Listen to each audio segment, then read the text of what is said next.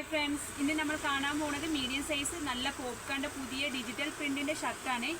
ഇത് നല്ല ഒരു ലൈറ്റ് ഷാൻഡൽ കളറിനകത്തെ നല്ല ഡിജിറ്റൽ പ്രിൻറ്റ് വരുന്ന ഷർട്ട്. ഇതിൻ്റെ വിലയെല്ലാം 525 രൂപ മാത്രമേ ഉള്ളേ. ഇതിൻ്റെ കണ്ടോ ലൈറ്റ് ഒരു ബ്ലൂ ഷെയ്ഡിങ് ആണ്.